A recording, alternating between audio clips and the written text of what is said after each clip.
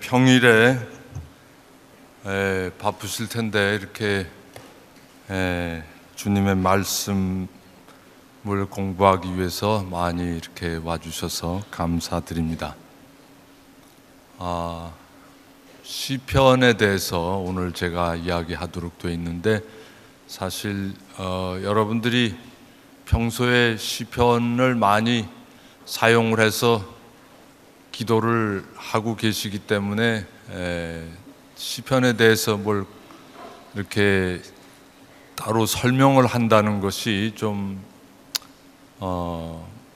뭐라고 그럴까, 좀 외람된 그런 느낌이 듭니다. 여러분들이 평소에 이렇게 의식하지 못하고 많이 기도하고 계시는 시편 언제 많이 쓰십니까? 네, 화답송에 매일 미사 때, 주일 미사 때마다 미사 첫째 독서 끝나고 나서 화답송에서 시편 많이 쓰시고, 또 성무일도 그것보다도 여러분들이 더 많이 쓰시는 때가 있습니다. 성가 때도 물론 성가에 많이 들어가 있는데, 여러분들이 초상집에, 우리 제주 사람들 초상집에 잘 가요. 그 가서 연도 바칠 때 연도 안에 중요한 내용들이 다 시편입니다. 우리 그 시편은 사실 시편이 정확하게 언제 작성이 됐는지 정확하게 아무도 모릅니다. 그 시편의 많은 부분을 다윗이 작사를 했고 이런 이야기가 있지만, 실제로 다윗 개인이 했다기보다는 다른 많은 사람들이 오랜 세월에 걸쳐서 이렇게 쓴 것을 다윗이 쓴 것으로 그렇게 이제 이름을 그렇게 붙인 거죠. 시편은 구약 시대 때부터 또 신약 시대에 이르기까지 수천 년 동안 하느님 백성의 기도였습니다. 세계 곳곳에서 하루도 빠지지 않고 많은 이들이 시편으로 기도합니다. 오늘 우리는 가톨릭 기도서가 있지만 구약 시대 이스라엘 백성에게는 그런 것이 없었고, 오직 구약 성서 말씀, 그 중에서도 특별히 시편을 가지고 그들은 기도했습니다. 아침 저녁 때 꼭 시편을 바쳤고, 좀 열심한 사람은 오후 3시경에도 시편을 바쳤습니다. 예루살렘에서도, 또 지방에서도, 시골에서도, 그리고 이스라엘이 망하고서 유배간 바빌론 땅에서 또 세계 어디로 그들이 흩어져 가서 이방인으로서 살아가도 그들은 항상 시편으로 기도했습니다.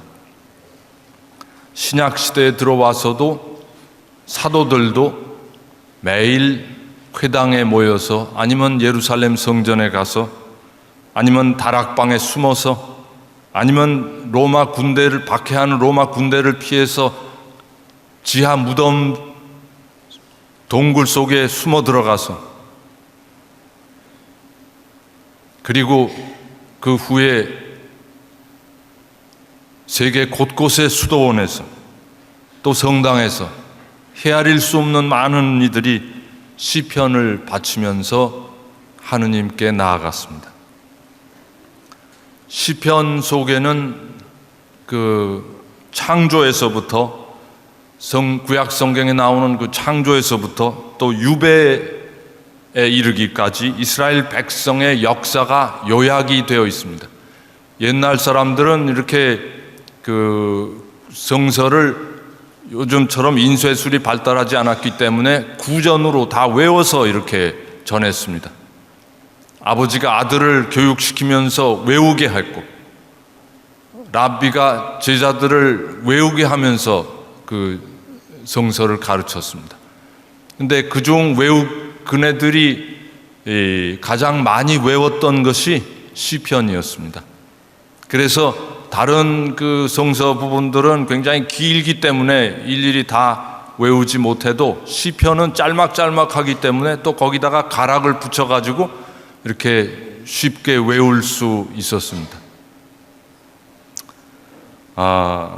그래서 그 이스라엘 백성이 하느님께 어떤 마음으로 기도를 드렸는지가 시편을 보면은 다 짐작할 수 있습니다.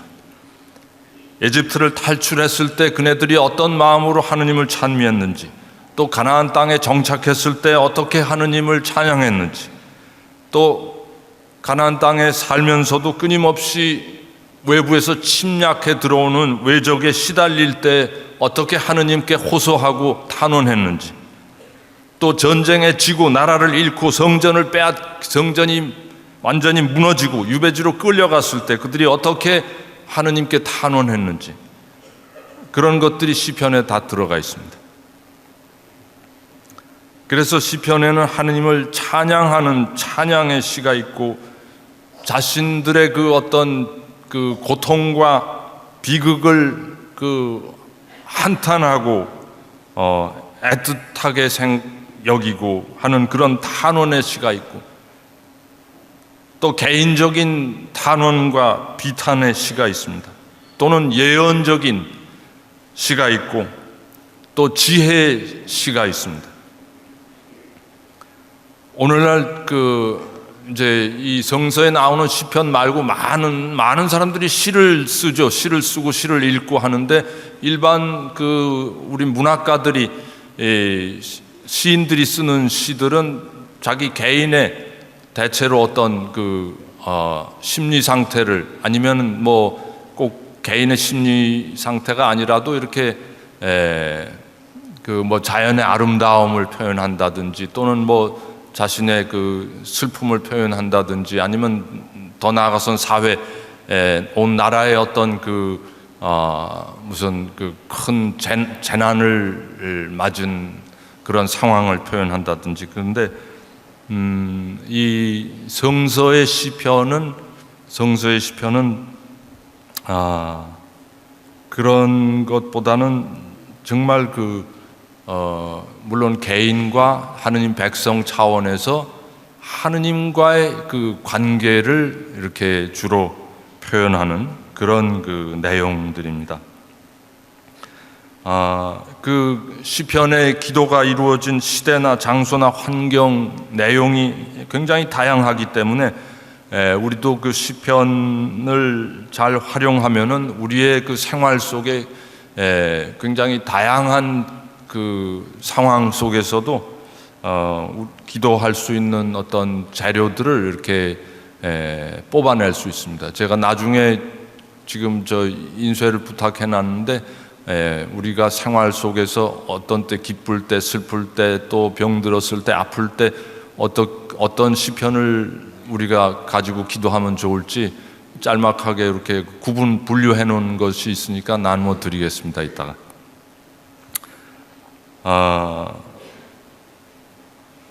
성서를 깊이 우리 가톨릭 신앙, 가톨릭 교회가 이제 유럽에서 이렇게 제대로 자리를 잡은 다음에 성서, 그러니까 신약 성서는 대체로 히라보로 쓰이고, 또 구약 성서는 대체로 히브리어로 쓰이는데, 그거를 라틴 말로 로마 제국 시대에 가장 넓게 쓰인 말이 라틴 말이기 때문에 라틴 말로 이렇게 번역을 한 교부들, 특히 예로니모 성인은 340년에 태어나셔서 420년에 돌아가신 분인데, 예로니모 성인이 시편에 대해서 다음과 같이 말했습니다.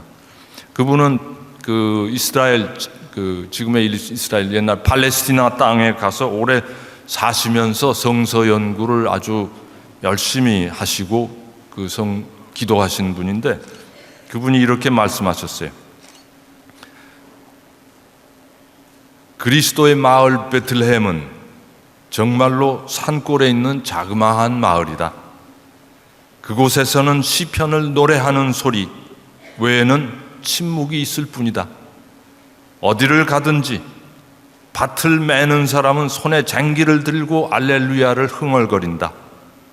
땀 흘리며 추수하는 사람은 시편을 노래하며 기운을 차리고, 낫으로 포도나무 가지를 치는 농부는 다윗의 시편들을 노래한다.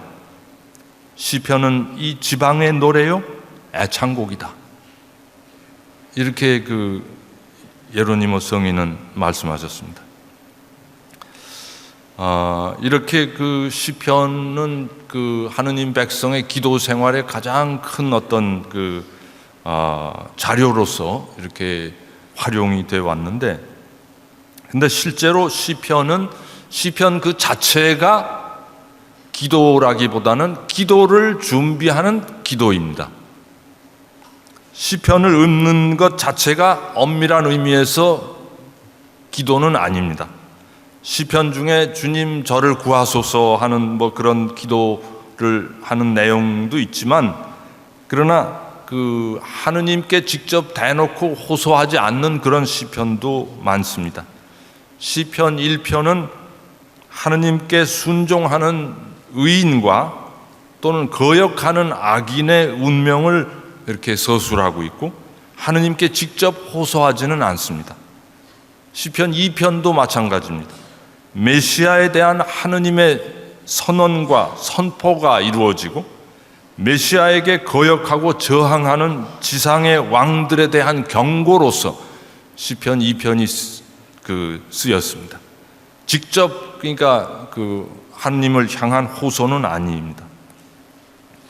또 하느님을 찬미하는 시편도 잘 들여다보면 대부분은 하느님을 찬미하도록 사람들에게 아니면 다른 피조물에게 권고하고 호소하는 그런 내용이지, 직접 시인 자신이 하느님께 찬미를 읊는 것은 아닙니다.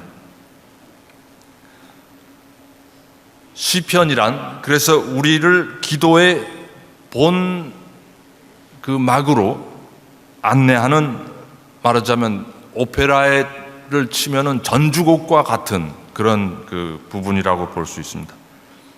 우리가 관광버스를 타고 제주를 관광한다면은 가이드가 우리 제주의 역사와 환경이나 또는 문화와 풍습에 대해서 설명을 하면서 여행객들이 제주를 더 깊이 감상할 수 있도록, 음미할 수 있도록 안내를 해줍니다.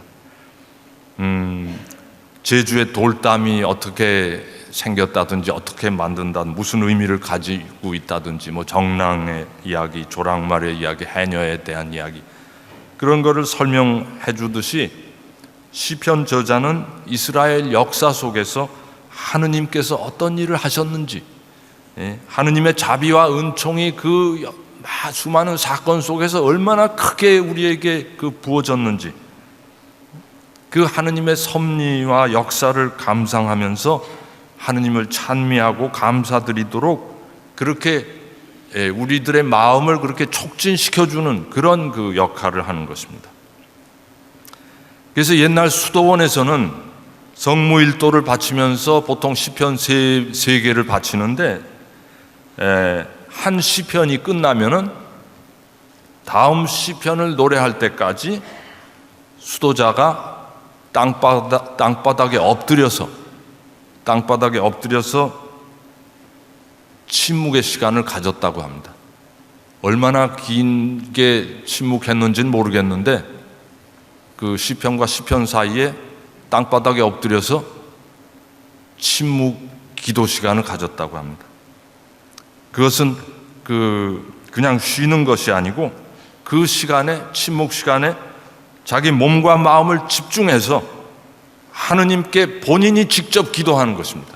그 앞에 시편은 시편 저자가 한 것을 물론 나의 기도로 바치긴 했지만, 침묵하면서 그 시편 내용을 어떤 의미로 다시 상기하면서 나의 기도로서 몸과 마음을 아주 쏟아부어서 끓는 마음으로 하느님께 봉헌하는 그런 시간이었다고 합니다. 그래서 어떤 교부는 시편 사이의 침묵 시간을 이렇게 말합니다.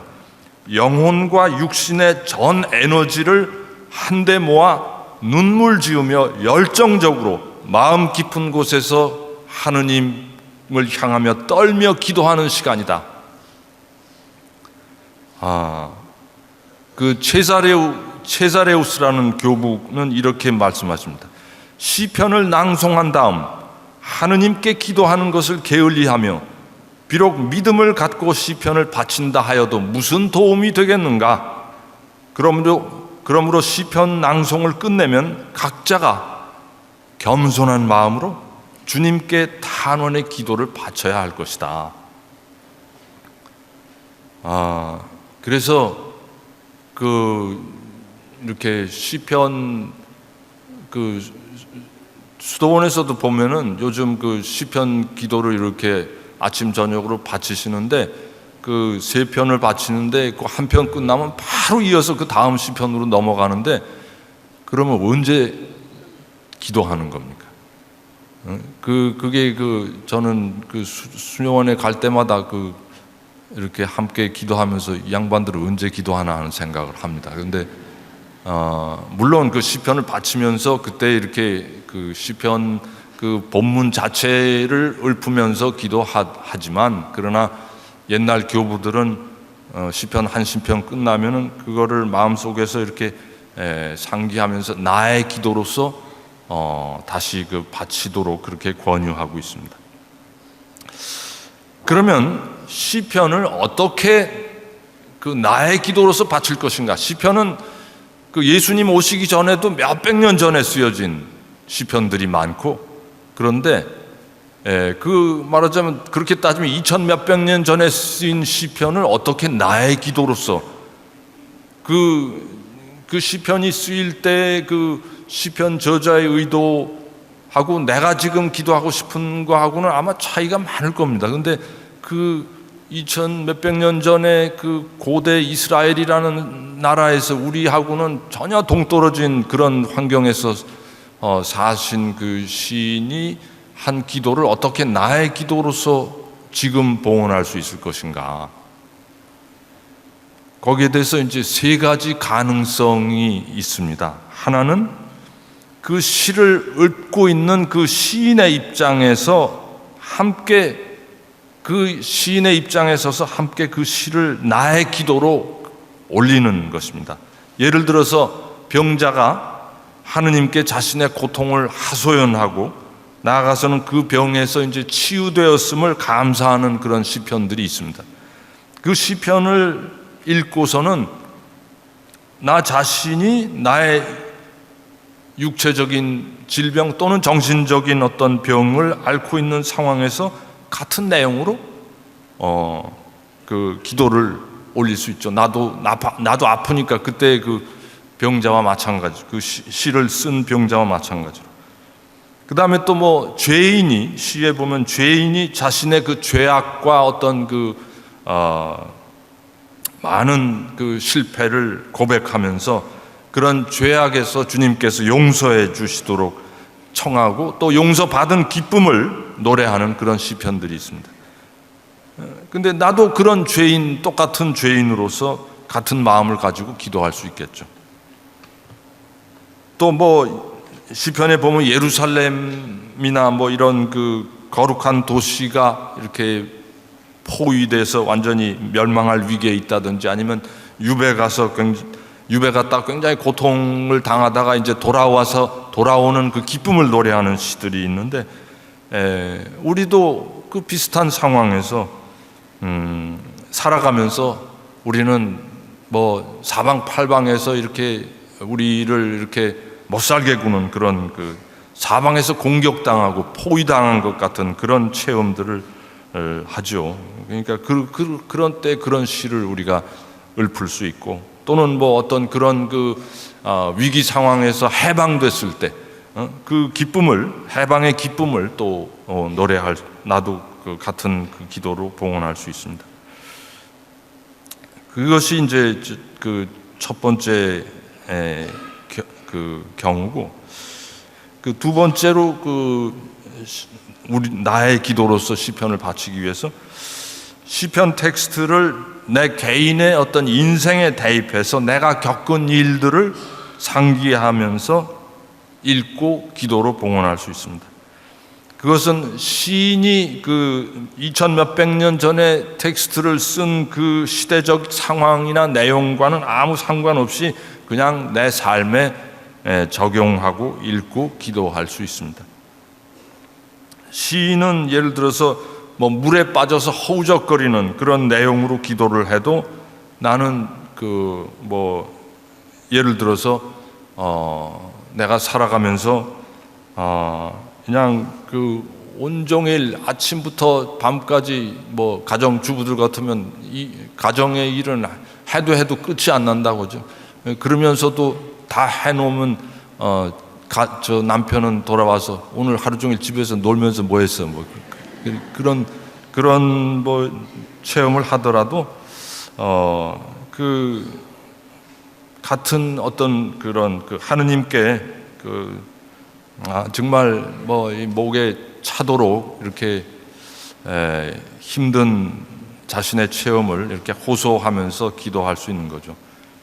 그 다음에 세 번째 시편을 우리의 기도로서 바치는 방법인데, 세 번째는 그 시편에서 나 또는 우리 그 시인이 쓰는 그 말에 그리스도, 예수님 또는 교회 공동체를 대입해서 기도할 수 있습니다. 우리가 순환하시는 예수님, 또 사방에서 공격받으시는 예수님 입장에서 예수님이 겪으신 고통과 순환에 동참하는 뜻으로 이런 그 시편들을 바칠 수 있습니다. 또는 교회 공동체가 예수님처럼 아주 그 코너로 몰려서 위기에 처해 있을 때도 내가 그 교회 공동체 일원으로서 그 기도를 바칠 수 있습니다. 근데 이 그 그리스도를 왜 그 시편에 그리스도를 대입을 해서 바치느냐?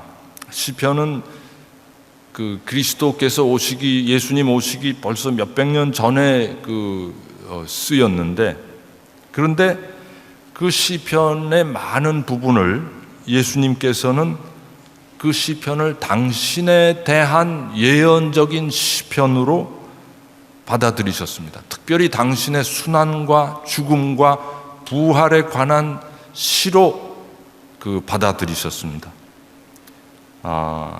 예수님 오시기 몇백 년 전에 쓰인 시지만, 그러나 예수님은 그 안에 당신에 관한 예언이 가득 차 있다고 그렇게 해석을 하시고 그렇게 그 시를 사용을 하셨습니다. 그러니까 어떤 의미로 보면, 오늘날 우리가 보면은, 신약의 백성이 보면은 예수 그리스도께서 오셔서 드디어 이 시편이 완성되었다.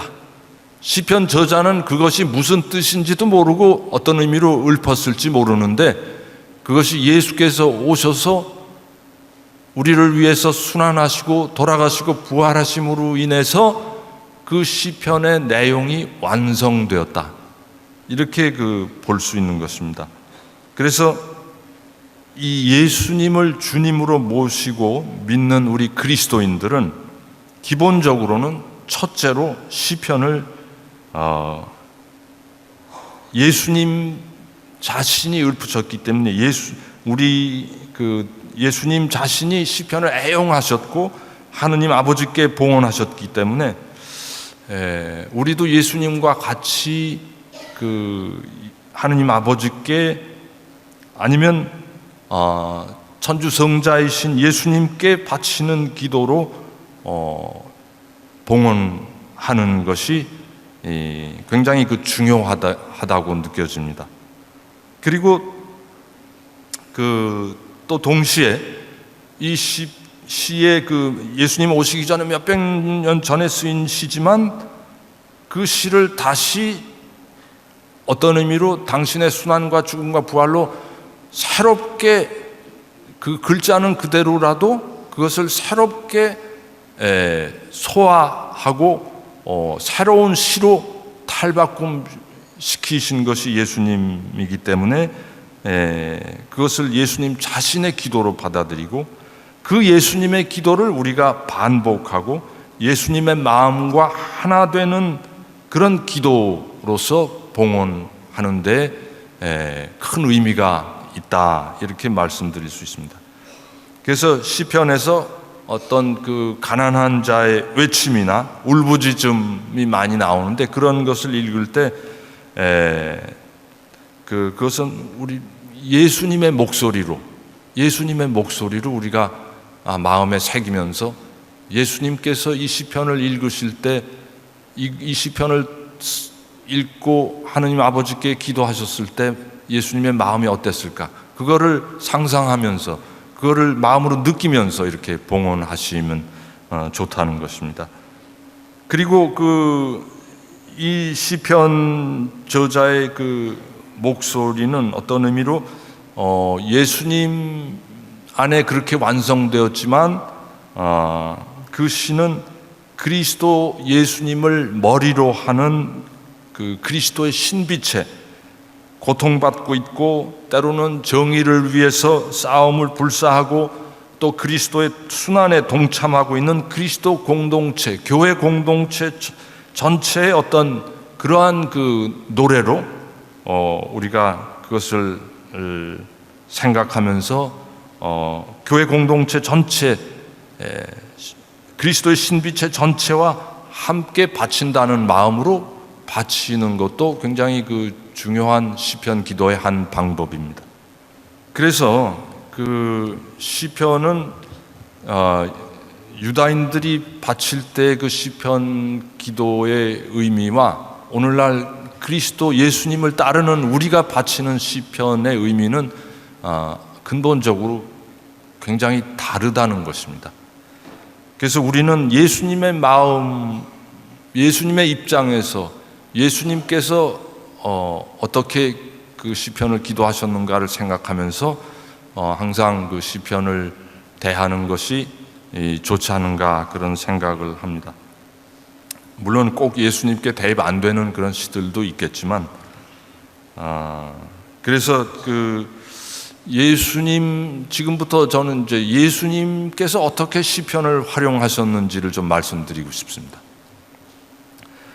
복음에, 사복음서에 예수님이 구약 성경을 인용하신 곳이 75군데나 되는데, 그 중에 21곳에서 직접 시편을 인용하시거나 아니면은 시편의 그 말씀을 그대로는 아니더라도 그것을 이렇게 약간 말을 비틀어서 이렇게, 그러나 같은 내용을 이렇게 말씀하시는 그런 그 곳이 21곳이나 됩니다.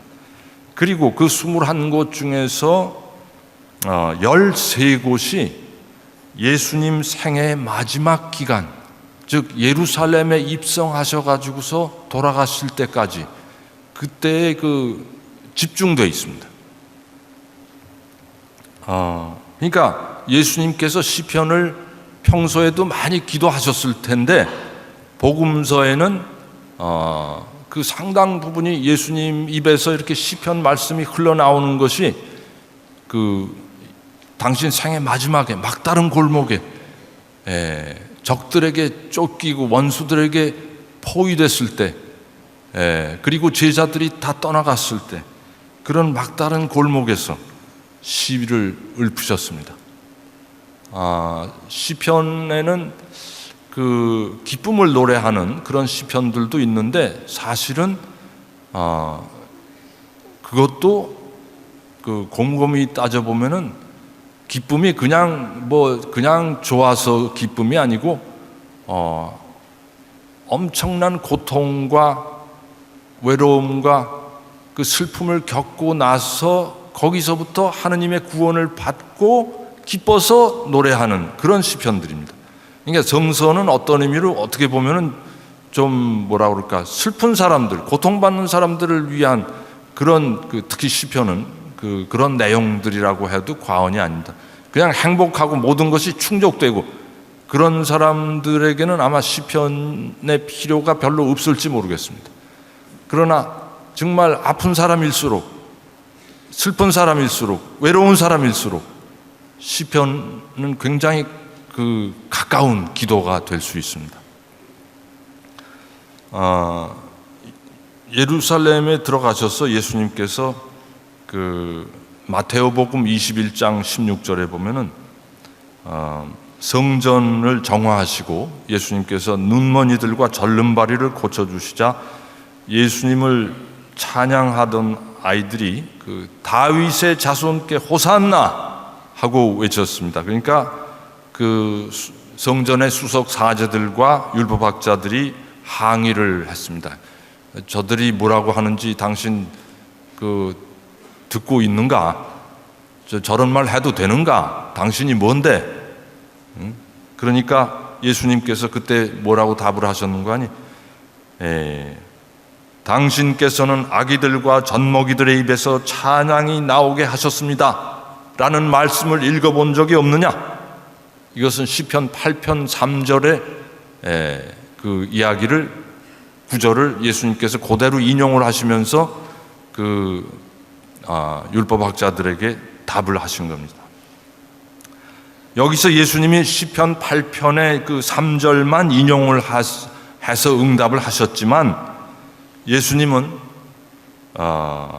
어떤 마음으로 그 구절을 인용을 하셨을지 우리가 마테오복음 21장을 천천히 읽으면 그 예수님 마음을 짐작하실 수 있습니다.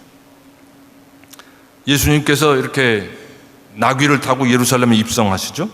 수많은 군중이 겉옷을 벗어서 예수님 가시는 길 앞에 그 깔고 나뭇가지를 꺾어다가 깔고 그러면서 군중이 외치죠. 다윗의 자손께 호산나, 주님의 이름으로 오시는 분 복되십니다. 이렇게 성대하게 입장하시니까 복음에 보면 온 도성이 술렁거리면서 저분이 누구냐 하고 사람들이 물었다고. 그런 후에 예수님께서 성전에 들어가셔서 장사치들을 쫓아내시고 그 탁자를 둘러 엎으시는 그런 그 소란을 피우십니다. 그리고서는 나의 집은 기도하는 집이라고 불릴 것이다 라고 기록되어 있다. 그런데 너희는 이곳을 강도의 소굴로 만들었구나 하고 말씀하셨습니다. 그리고서는 눈먼 이들과 다리 저는 이들을 고쳐주셨다 이렇게 나옵니다. 그리고 또 아이들이 다윗의 자손께 호산나 하고 외치니까 아까 말씀드렸듯이 수석 사제들과 율법학자들이 불쾌해하면서 저게 무슨 소리냐 하고 예수님을 다그칩니다. 여기서 세 그룹, 세 부류의 등장 인물들을 볼 수 있습니다. 하나는 군중과 아이들, 다윗의 자손께 호산나 하고 외치는 이들. 그 두 번째 부류가 수석 사제들과 율법학자들. 이들은 예수님께 대해서 굉장히 탐탁치 않게 생각하고 있습니다. 군중과 아이들의 그 외침에 대해서도 붕괴하고 있었습니다. 그리고 세 번째가 예수님. 이 세 부류의 등장인물을 이렇게 놓고서 이렇게 이 장면을 우리가 상기해 본다면 굉장히 극적인 장면입니다. 이거는 예루살렘 성전에 당도하신 예수님은 유력한 사람들이 성전을 장악하고 있는 모습에 분노를 터뜨리시고 한바탕 소란을 피우셨습니다. 하느님이 에집트에서 노예살이하던 이스라엘을 압제자의 손에서, 파라오의 손에서 구출해내신 해방을 기념하려고 모두가 경건하게 예루살렘에 모였는데 그것이 파스카의 의미 아닙니까? 그 해방절에 그 거룩한 시간을 돈 있는 사람들, 힘 있는 사람들은 자기네들이 한몫 톡톡히 챙길 수 있는, 대목 볼 수 있는 기간으로 바꾸어버린 것. 가장 거룩해야 될 장소를 가장 속된 시장터로 변질시킨 것. 모든 이들이 해방을 경축해야 할 그 파스카 축제를 이런 모습으로 바꾸어버린 것을 보시면서 예수님 마음속에 일찍이 당신도 경험하지 못했던 의분이 끓어오르셔서 난장판을 벌이십니다.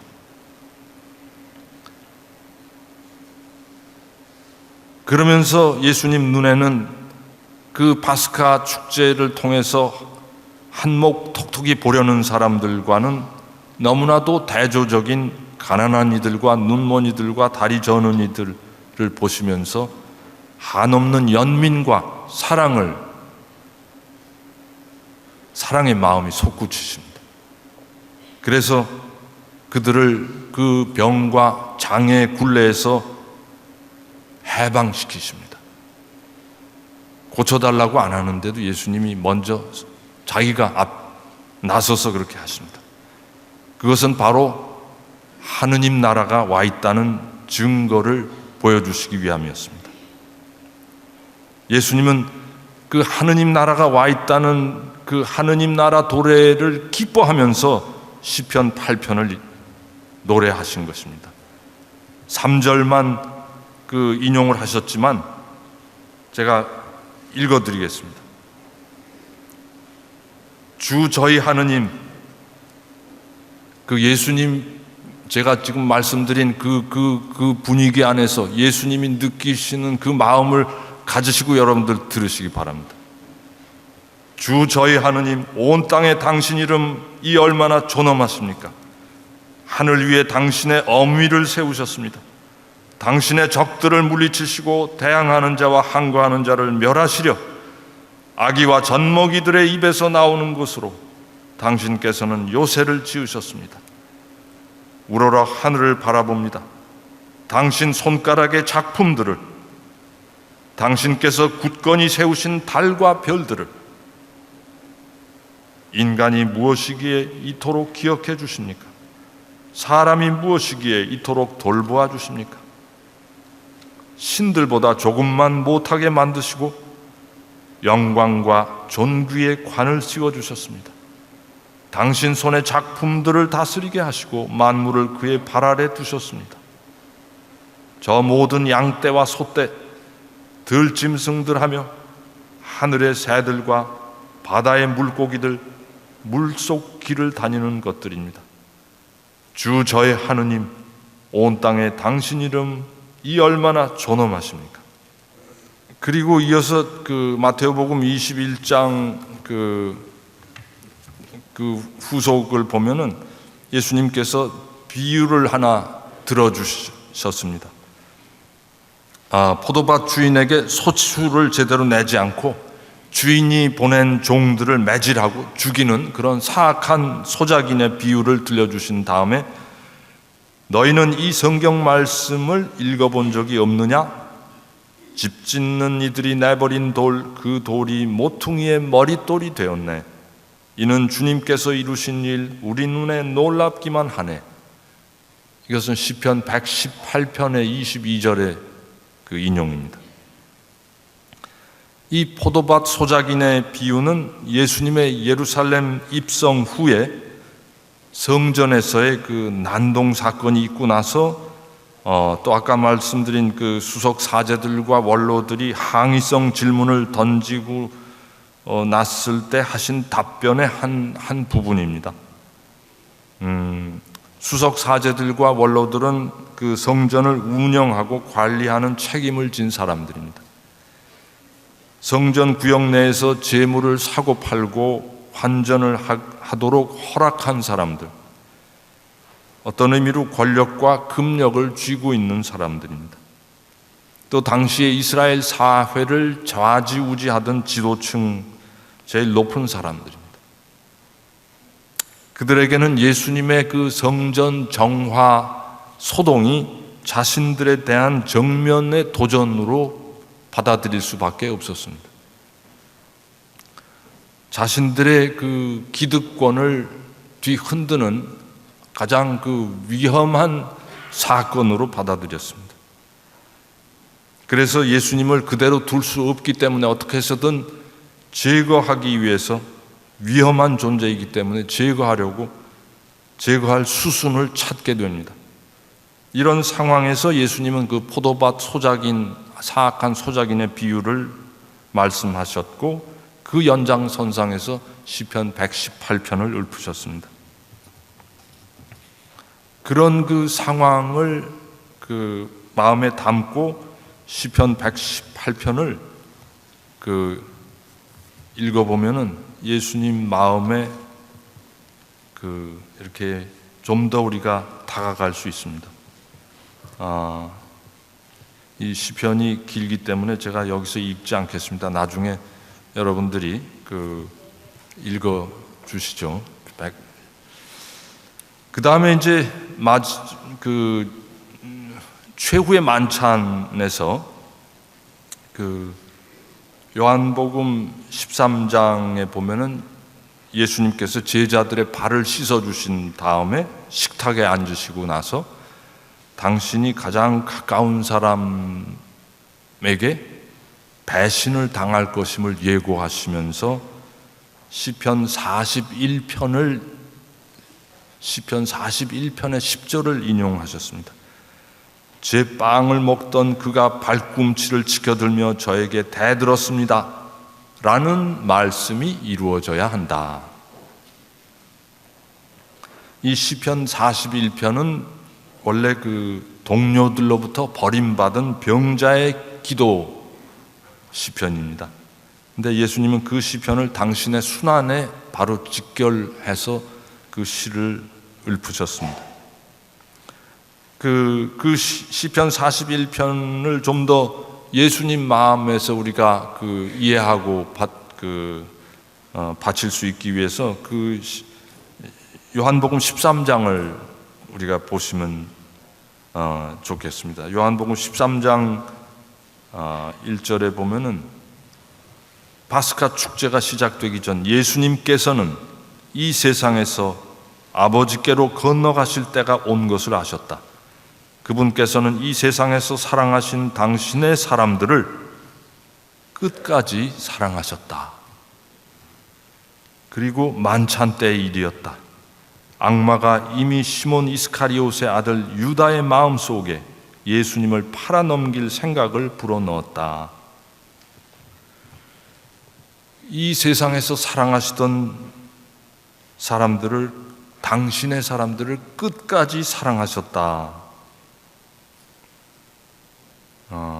이 말씀은 그들이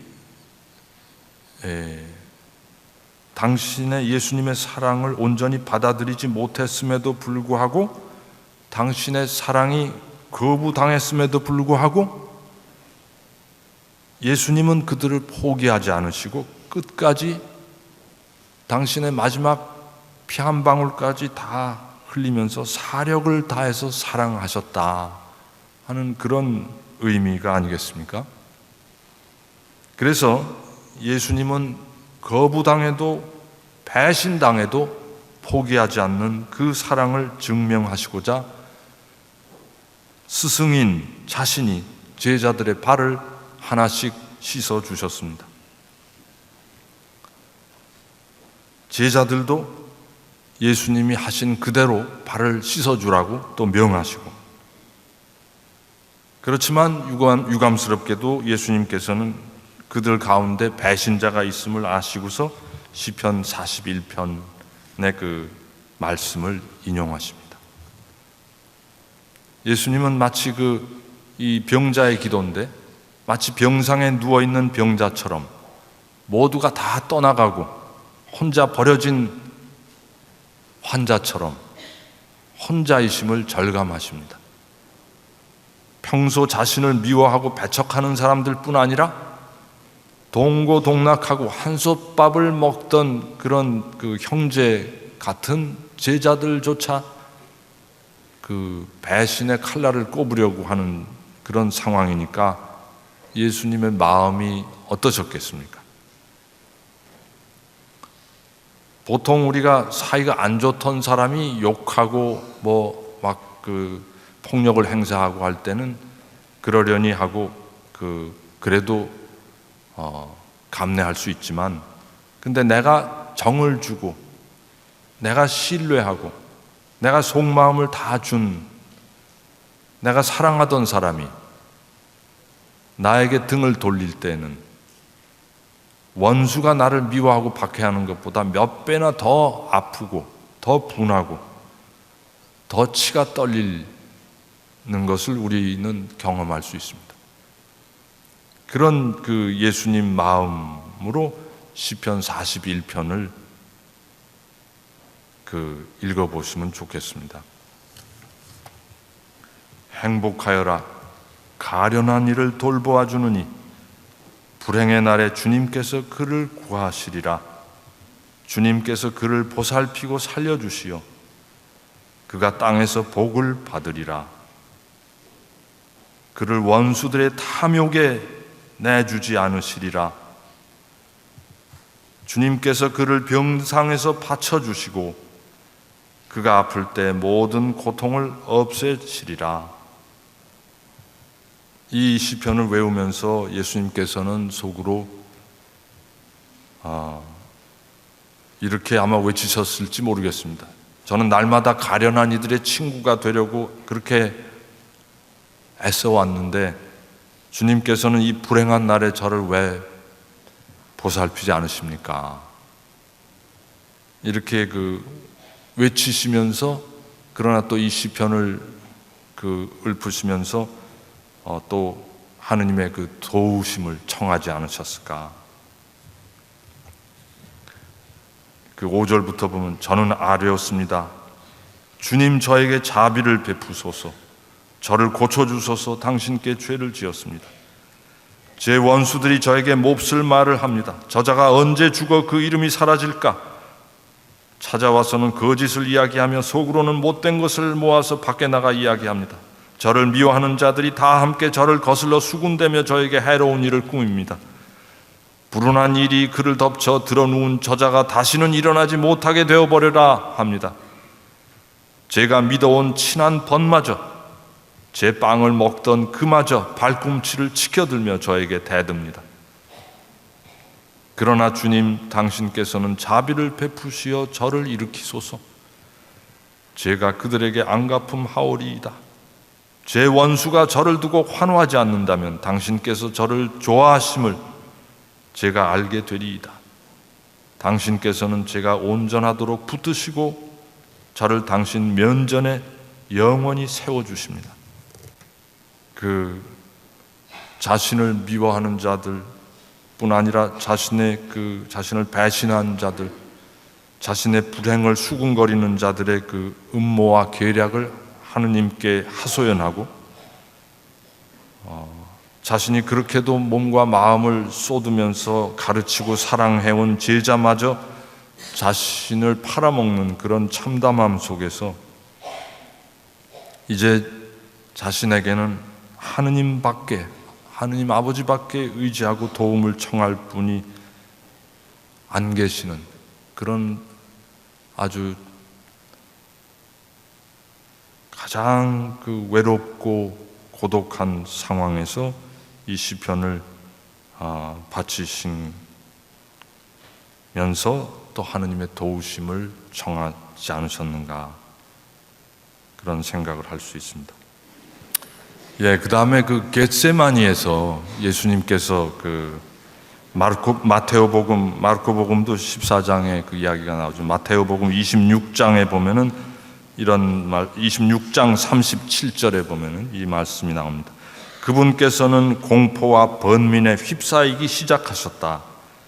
그래서 그들에게 내 마음이 괴로워 죽을 지경이다. 너희는 여기 남아서 깨어 기도하라.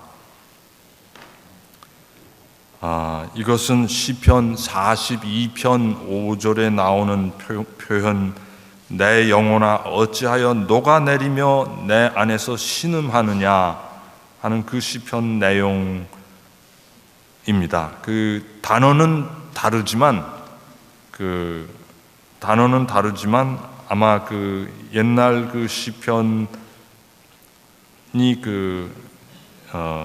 옛날 시편의 원문은 히브리 말로 돼 있고, 그것이 이제 신약 성서에 들어오면서 히브리 말 그대로 쓰기보다는 히브리 말이 히라보로 번역된 번역본이 있었습니다. 그거를 이렇게 씻다가 보니까 아마 표현이 조금씩 달라진 것이 아닌가 하는 생각인데, 내용은 똑같습니다. 시편 42편 5절에 나오는 내 영혼아 어찌하여 녹아내리며 내 안에서 신음하느냐. 지금 우리 새 성경 번역에는 그렇게 되어 있는데 지금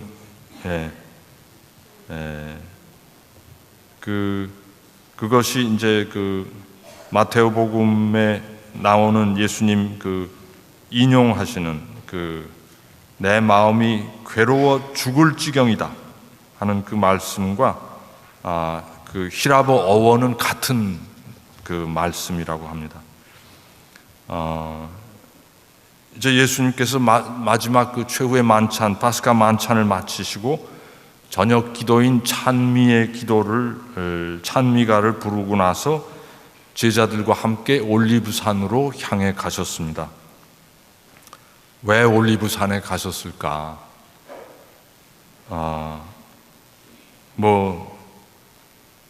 혼자서 아마 조용히 기도하시고 싶으셨겠죠. 제자들에게 내가 기도하는 동안 여기 앉아 있어라 하고 당부하시고 베드로와 야고보와 요한만을 데리시고 더 나아가셨습니다. 근데 거기서 예수님은 공포와 번민에 휩싸이기 시작하셨다고 합니다. 그래서 내 마음이 너무 괴로워 죽을 지경이다. 너희는 여기 남아서 깨어 기도하라 하고 하셨습니다.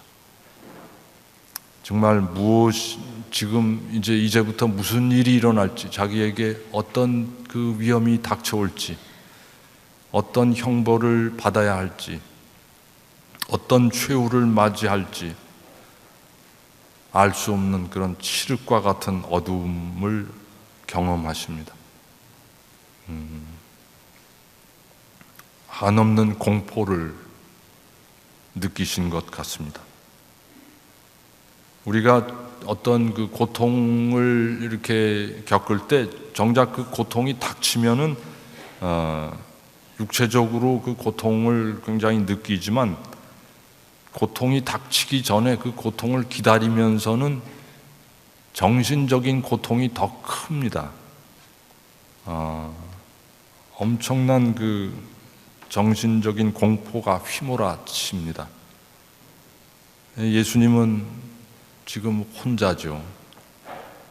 가장 신뢰하고 아끼는 함께 기도해달라 하고 이렇게 데리고 가신 베드로와 야고보, 요한 세상 모르고 구벅구벅 졸고 있고, 또 그들이 설사 깨어 있다고 하더라도 다 떨어져 나갈 것임을 알고 계셨습니다. 올리브산으로 오면서 베드로 사도가 모두가 다 떨어져 나가도 저는 결코 떨어져 나가지 않을 것입니다 하고 호언장담을 했지만 예수님은 오늘 밤 닭이 울기 전에 너는 3번이나 나를 모른다고 할 것이다 하고 말씀하셨죠. 그래서 정말 혼자이셨습니다. 한참을 땅에 엎어져서 하느님 아버지의 도우심을 청했지만 하느님의 응답은 침묵이었습니다. 3번이나 똑같은 기도를 되풀이하셨다는 것은 예수님께서 하느님 아버지의 깊은 침묵을 체험하셨기 때문에 똑같이 3번씩 가서 가능하면 이 잔을 제게서 치워주십시오 하고 기도하셨던 것입니다. 그러나 제가 원하는 대로 하지 마시고 아버지께서 원하시는 대로 하십시오. 순환과 죽음의 길을 걸어가야 함은 예수님께서 이미 예측하고 결심하고 또 3번씩이나 제자들에게 예고까지 하셨죠. 그렇지만 정작 그 순간이 다가왔을 때 그것을 받아들이기에는 혼자서는 너무나 힘겹고 버거우셨습니다. 하느님 아버지의 명에 순명하고 순종하고 따른다는 것이 너무나 벅차서 너무나 버거워서 어떤 의미로 숨 고르기를 하시고 계십니다. 그런 마음으로 그 시편 42편을 읊어보시면 좋겠습니다. 암사슴이 시냇물을 그리워하듯 하느님, 제 영혼이 당신을 이토록 그리워합니다. 제 영혼이 하느님을, 제 생명의 하느님을 목말라 합니다. 그 하느님의 얼굴을 언제나 가서 배울 수 있겠습니까? 사람들이 제게 온종일 내 하느님은 어디 계시느냐 빈정거리니 낮에도 밤에도 제 눈물이 저의 음식이 됩니다. 영광스러우신 분의 초막, 하느님의 환호와 찬미 소리 드높이 축제의 무리와 함께 행진하던 일들을 되새기며 제 영혼이 북받쳐 오릅니다. 내 영혼아, 어찌하여 녹아내리며 내 안에서 신음하느냐? 하느님께 바라라. 나 그분을 다시 찬송하게 되리라. 나의 구원, 나의 하느님을. 제 영혼이 안에서 녹아내리며 요르단 땅과 헤르몬과 미스아르 산에서 당신을 생각합니다. 당신의 폭포 소리에 따라 너울이 너울을 부릅니다. 당신의 파도와 물결이 모두 제 위로 지나갔습니다. 예수님은 이 시편을 푸시면서 자신의 연약함과 고통과 고독 속에서도 하느님께 의지하고 하느님께 매달리는 탄원과 청원을 통해서 암흑을 극복해 나가시는 것이 아닌가. 우리도 우리 인생의 가장 칠흑 같은 암흑을 직면했을 때 이 시편을 읊으면 우리는 예수님과 한 마음으로 그 암흑을 극복할 수 있을 것입니다. 그리고 이제 예수님께서 십자가에서 또 몇 마디 말씀을 하셨습니다. 가상칠언이라고 교회에서 옛날부터 예수님께서 십자가 위에 매달리셔서 하신 7가지 말씀의 그 전승이 있죠. 첫 번째로 나의 하느님 어찌하여 나를 버리셨나이까. 두 번째로 아버지, 저 사람들을 용서해 주십시오. 그들은 자기가 하는 일을 모르고 있습니다. 루카 23장 34절. 아까 나의 하느님 어찌하여 나를 버리셨나이까는 마테오복음 27장 46절 또는 마르코 15장 34절입니다. 세 번째로 오늘 내가 정녕 나와 함께 낙원에 들어가게 될 것이다. 루카복음 23장 43절. 네 번째가 아버지, 제 영혼을 아버지 손에 맡깁니다. 루카복음 23장 46절. 어머니, 이 사람이 어머니의 아들입니다. 요한복음 19장 26절. 목마르다. 요한복음 19장 28절. 이제 다 이루었다. 요한복음 19장 30절. 이 7가지 가상칠언 중에 첫 번째와 네 번째와 6번째, 나의 하느님 어찌하여 나를 버리셨나이까 하는 말씀하고, 아버지, 제 영혼을 아버지 손에 맡기나이다 하고, 그 다음에 목마르다, 이 세 가지가 또 다 시편의 말씀을 옮긴 예수님의 그 마지막 말씀들이었습니다. 시편 22편 굉장히 그 유명한 시편이죠. 저의 하느님 어찌하여 저를 버리셨습니까? 마르코복음 15장 34절에 보면 예수님은 오후 3시에 큰 소리로 엘로이 엘로이 레마 사박타니 하고 부르짖으셨다 하고 되어 있습니다. 이 엘로이 엘로이 레마 사박타니라는 말은 그 아라마이어입니다. 예수님 시대에 일반 그 팔레스티나 유다인들 대중들이 쓰던 말입니다. 이미 히브리 말은 성서 그 텍스트에서 또는 예배 때 쓰지만 일상생활에서 쓰는 말은 그 조금 히브리 말보다 좀 변형된 아라마이 말 이었다고 합니다. 그래서 근데 마르코가 복음서를 처음부터 끝까지 다 히라보로 쓰는데, 그리스어로 쓰는데, 이 부분에 와서 왜 아람아이 말을 집어넣었을까? 엘로이 엘로이 레마 사박다니. 히라보로 안 쓰고 아람아이 말을 왜 집어넣는가? 그것은 이 말마디야말로 예수님 입에서 직접 발설하신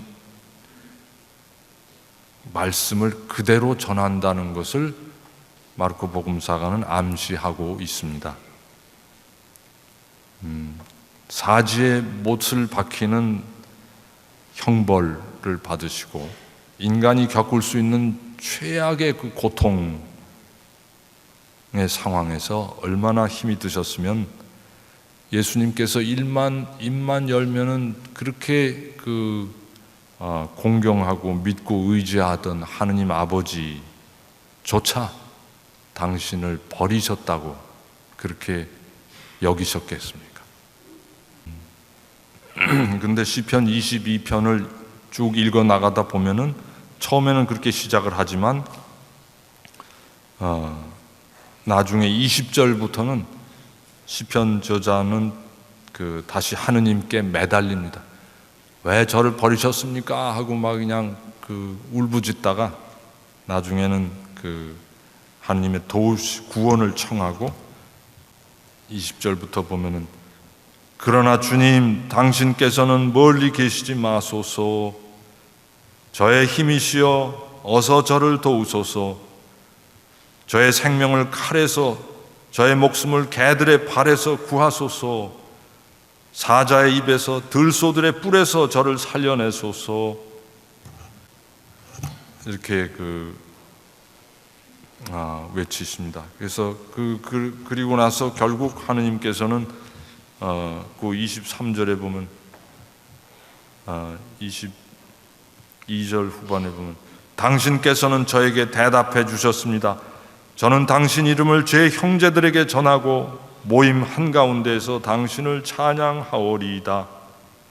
주님을 경외하는 이들아 주님을 찬양하여라. 야곱의 모든 후손들아 주님께 영광 드려라. 결국 하느님께서는 응답하시고 구원의 손을 뻗쳐 주십니다.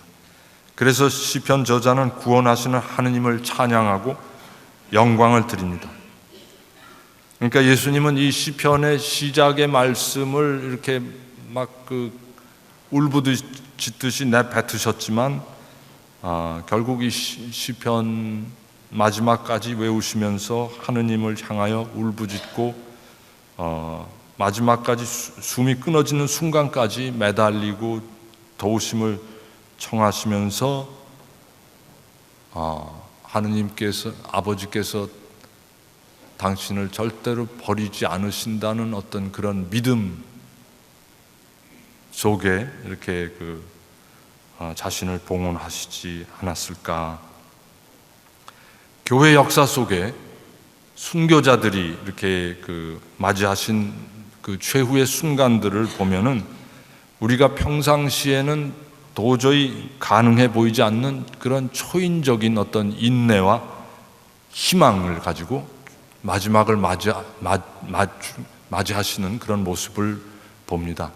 옛날 초대교회 때뿐 아니라 우리나라 조선시대의 신앙이 전파되어 가지고 박해 시대에 온갖 박해를 받으면서도 그 박해에 꿋꿋하게 자신의 믿음을 지키고 관가에 끌려가서 온갖 고문을 받고 그러면서 형집행을 당하는 그 과정에서도 우리 순교 선열들은 정말 지금 우리가 생각하면 도저히 어떻게 그런 용기가 나올 수 있을까 상상이 안 가는 그런 자세로 이렇게 최후를 의연하게 맞이하셨습니다. 그것은 결국 어떤 이 시편 22편을 외우시면서 마지막 숨을 거두시는 예수님의 예수님과 하느님 아버지의 통교 거기에 그러니까 하느님께서는 그렇게 하느님밖에 이제 의지할 데 없이 매달리는 그 신앙하는 사람에게 아낌없이 어떤 그 힘과 용기를 주시는 것이 아닌가, 그런 생각을 하게 됩니다. 그리고 그 목마르다 하는 표현, 아까 제가 말씀드렸죠.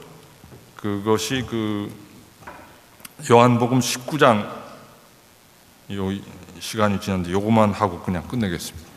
요한복음 19장 28절에 보면은 모든 일이 다 이루어졌음을 아신 예수님께서는 성경 말씀이 이루어지게 하시려고 목마르다 하고 말씀하셨다고 되어 있습니다. 그 목마르다는 시편 69편 22절을 인용한 것 같다, 이렇게 말하는 성서학자들이 있습니다. 시편 69편 22절에는 이렇게 되어 있습니다. 그들은 저에게 음식으로 독을 주고 목말라 할 때 식초를 마시게 하였습니다. 근데 정작 시편 69편을 처음부터 쭉 읽어보면은 육체적으로 어떤 목이 마른 상태가 아니고 상징적으로, 정신적으로 이렇게 목이 바싹 타오르는 상황을 표현하는 것입니다. 사방에서 원수들이 에워싸고 압박해 들어오는 그런 위기 상황에서 막 숨이 헐떡거리면서 넘어가는 것 같은 그런 어떤 공포의 느낌을 표현하고 있습니다. 근데 실제로는 69편 자체는, 그러니까 구체적인 표현을 보면 하느님 저를 구하소서, 목까지 물이 들어찼습니다. 깊은 수렁에 빠져 발 디딜 데가 없습니다. 물속 깊은 곳으로 빠져 물살이 저를 지칩니다 하고 이렇게 되어 있습니다. 그러니까 오히려 물속에 이렇게 빠져서 막 허우적거리면서 이렇게 숨이 넘어가는 그런 상황을 이렇게 69편에서는 그걸 하는데, 목마르다라는 표현을 이 시편 69편과 연결시키기보다는 저는 오히려 시편 22편, 아까 우리 저의 하느님 어찌하여 저를 버리셨나이까 하는 그 시편 22편의 그 중간의 내용과 오히려 더 좀 맞지 않는가 하는 그 콘텍스트가 더 이렇게 마음에 와 닿는 것 같습니다. 거기 시편 22편 16절에 보면은 이렇게 쓰여 있습니다. 저의 힘은 옹기 조각처럼 마르고 저의 혀는 입속에 들러붙었습니다. 여기서 저의 힘은 옹기 조각처럼 마르고 했을 때 힘이라고 번역된 것은 이게 이 번역본에 따라서 좀 이렇게 다른데, 서양 말로도 좀 다른 선택을 하는 번역본들이 있습니다. 그런데 이 힘이라고 번역한 것은 좀, 저는 아무리 생각을 해도 좀 무리 같아요. 다른 번역본에 보면은 목구멍 또는 입천장을 가리킵니다. 그래서 원문은 양쪽으로 다 해석을 할 수 있는데, 문장의 맥락을 생각할 때는 목구멍이나 또는 입천장이라고 하는 게 더 맞죠. 저의 힘은 옹기 조각처럼 마르고 저의 혀는 입속에 들러붙었습니다가 아니라 저의 목구멍은 옹기 조각처럼 마르고 제 혀는 입속에 들러붙었습니다. 그래야 앞뒤가 맞지 않겠습니까? 그래서 근데 이 시편을 이렇게 처음부터 22편도 처음부터 이렇게 쭉 읽어보면은 결국 69편, 아까 말씀드린 69편과 비슷한 상황입니다. 22편 7절에 보면은 저는 인간이 아닌 구더기, 사람들의 우윳거리, 백성의 조롱거리, 저를 보는 자마다 저를 비웃고 입술을 비축거리며 머리를 흔들어댑니다. 또는 13절에 보면은 수많은 수소들이 저를 에워싸고 마산의 황소들이 저를 둘러싸 약탈하고 포효하는 사자처럼 저를 향하여 입을 벌립니다. 이런 상황에서 결국 예수님께서 시편 목마르다 하는 딱 한마디만 이렇게 뱉으셨는데, 그 한마디의 배경에는 시편 22편 또는 시편 69편 전체의 어떤 울부짖음이 다 포함되어 있고, 그래서 그것을 시편 22편이나 69편을 읊으실 때는 예수님의 그 마음을 이렇게 여러분도 생각하시면서 기도하시면 좋겠습니다. 그래서 이제 시간이 다 돼서 마치겠습니다. 근데 준비됐습니까? 예, 제가 시편의 활용이라고 해서 시기별로 대림절이나 사순절이나 또 부활 때나 이런 때 어떤 시편을 읊으면 좋은가, 또 그 다음에 감사할 때 또는 하느님을 향한 우리들의 사랑을 고백할 때 어떤 시편, 또 그리스도인으로서 굳건히 서서 어떤 악과 싸워야 될 때 어떤 시편을 읊어야 되는가, 또는 나의 회개를 하느님께 이렇게 읊어 올릴 때 어떤 시편을 올릴 것인가, 쭉 이제 리스트를 제가 만들어서 유인물을 만들었으니까 한 장씩 가져가셔서 활용을 하시고, 우리 일상생활에서 이렇게 여러 기회에 시편을 많이 애송을 해주시면은 우리 기도 생활, 영성 생활에 큰 도움이 되지 않을까 생각합니다.